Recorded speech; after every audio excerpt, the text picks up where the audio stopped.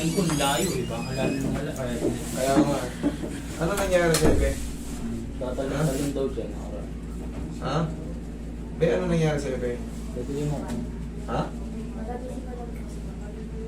Hindi, yung bago ka gumising ng masakit, anong ginawa mo nung mga nakarang araw? Saan ka na tumalon? Nalaglag ka ba sa ano? O malakas din pagkatalon mo tapos kaldag-kaldag lang gano'n? Yun hindi, huwag kang magsinungaling ay, sabihin mo lang yung totoo kasi hindi ka naman nalaglag. Hindi ka nalaglag. Kasi tumabingi yung katawan niya eh. Hindi yan basta-basta tatabihin kasi ang bata, tandaan nyo, flexible ang katawan yan. Flexible ang katawan yan. Ito, napuruan kasi. Tayo ka, be. Tingnan mo yung katawan ng bata. Ayan, o. Kaya, ayan. Tagilid, di ba? Upo ka. Ito, bata pa to. Pag nakita nyo yung x-ray nito, hiwa-hiwalay pa buto niyan. Kaya nagtataka ako, kasi kung simpleng takbo talon lang, hindi yan basta-basta mag-aangayan. Maaring baka yung sa paglalaro nila napilipit yan. Tapos hindi nakabalik yung tinatawag na facet joint. May lumagutok ba be sa ano mo? Or natulog ka ng siguro nakayupot. Mahal uusog yan eh. Mahal dun, yun, dun. Uusog kasi yung tinatawag natin mga facet joint or capsule joint. Isang pag natulog mo, nakadapang gano'n. Nakatapang gano'n? Ayun, possible yun. Pero yung mga laro-laro lang na ganyan, maliban na lang yung ngangawitin niya yung sarili niya, doon magkakaroon difference yun. Pero yung mga laro-laro nga sabi ko sa inyo, yung mga bata, flexible yan, flexible yung mga bata. May pingin pa. May anong nararamdaman mo? Sobrang sakit ng balakang mo? Nangangalay? Okay, sige. Ilang taon na ba ito, pre? 10? Napakabata mong malulumpusan na kung wala. Pero ito, pre, 3 days, diretso na ulit to. Okay? 3 days, diretso na ulit. Nakita ko kasi kanina pagkatid ko, pagpasok niya sa gate ng elemental. Sabi Tagilid? niya yung lakad ah. Sabi ko, ilutin ko nga ng tanghali. Pagkangat pinandamit, ang layo ah. Higa kang patihaya, be. Tignan mo yung paa niyan. Tignan mo yung paa niyan. Magkaiksi na. Sige. Higa ka, be. Higa lang, higa. Yan. Sige, higa ka lang.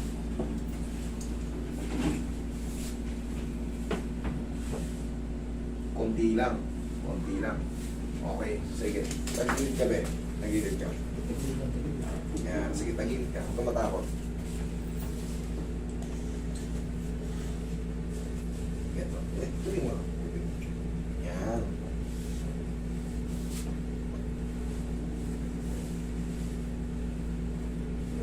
Kung lalabanan na, relax ka lang. One more. Kung labanan, kabilang side.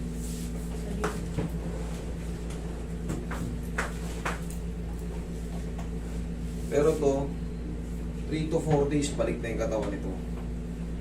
Iipit yan, hindi nakabalik. Kaya gusto niya mag-gumanon kaso masakit. Parang wala na yung pinagkaibigan kanina yung may tabinging tao rito. Ganyan. Ganun din yan. Ayos din yan. Mas maganda pa sa bata kasi flexible pa ito mga to. Kung lalabanan ba yan? Labutan mo na. Yan. Kung labanan. Yun. Isa pa. Yan. Ihaya ka ulit, be. Ihaya lang. Yan. Ito ang kagandahan din sa mga bata. Napakalambot ng bulo nito. Kung mga dumudulas lang yan. Kailangan lang maagapan. Kasi ang bata, napakabilis mag-heal. Pag napila yan sila, nasugat sila, mga ilang buwan ng isa't kalate. Kahit fracture, nakaka-cover ka agad. Tata. Pero yan, pag napabayaan mo, nakagano na siya, siyempre, hihilom na yung maging muscle niya, magdi-develop. Ay, palagi na siya ganyan. Yung unang send mo nga sa akin, kala ko scoliosis kasi bata pa to, hindi ako makapaniwala nabengkong eh.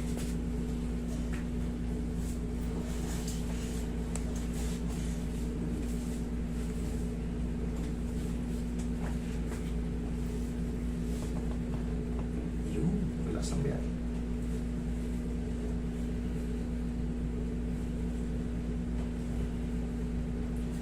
Pero pag ito yung dating manghihilot, may mga pilay na bata, ang palahaw nito pag hinilot.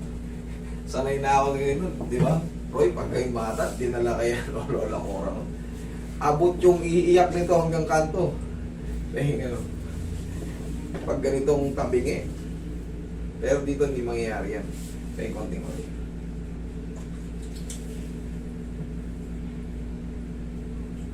Pre, ano mo lang to, sundan mo lang to ng mga susunod na araw.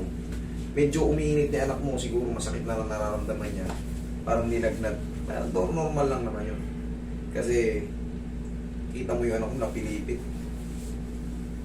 Masakit na masakit. Parang umiinit siya, oh. Init parang ng bata. Sinat. Pero, 3 days wala. Okay ka lang ganito sa abdos na ganito, be? Okay. Bilan mo lang to ng pao, tapos bukas ng maga, pag-gising niya, o anong oras, ay walang pasok bukas, diba? Sabado.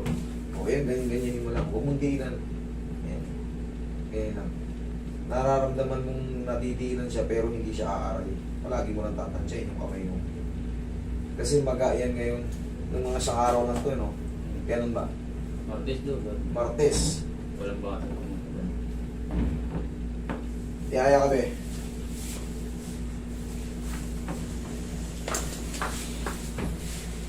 Pag mga bata, hindi nagsasabi. Buti napansin mo. Pagdating ko kanina. Tapos mo itong balakang. Sige, be. Straight ka lang. Mga dalawang araw lang to. Mga bata, mabibilis ang metabolismo nito. Yan, lagi sa tiyan yung kamay. Yes lang, be, huwag mo lalabanan na. Inhale, exhale lang. Taas mo. Yan. Inhale, exhale. Down. Thank you. Yan. Parang mabilis ka tumangkad. Diyan ka lang muna. Huwag kang tatang. Diyan ka lang muna. Yan.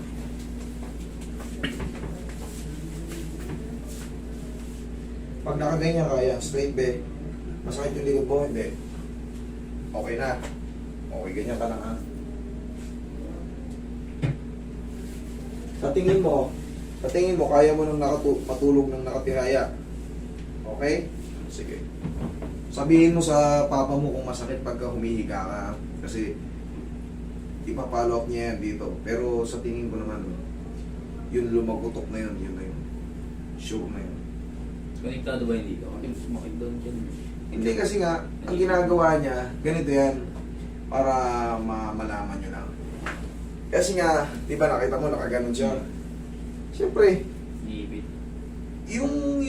yung abdomen niya, yung abdominal niya, gusto niyang tikasan kasi nga, masakit yung balakang niya eh. Ngayon, katagalan, 3 araw na siyang gaganyan-ganyan, hindi mo napapansin. Mangangawit. Kaya ang ginagawa ko ngayon, ayan, mamasahihin lang natin yan. Madali lang naman yun. Tapos, sabay-sabay na rin yan. Within 3 days or 2 days, dire-diretso na yan na makaka-recover. Straight na yung bata na yan.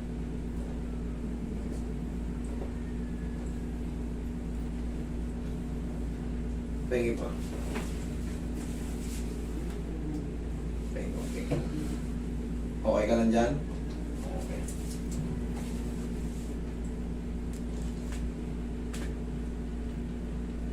Nakawit lang yung mga joint niyan.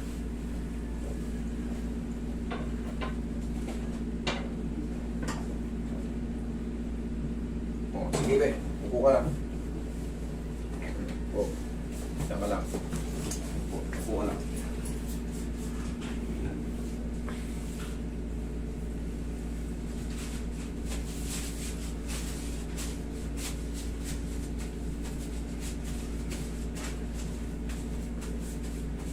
Okay, painumin mo lang siya ng paracetamol pre. Medyo hindi mo naramdaman yung ha? May Oo, may tanina. Eh, hindi.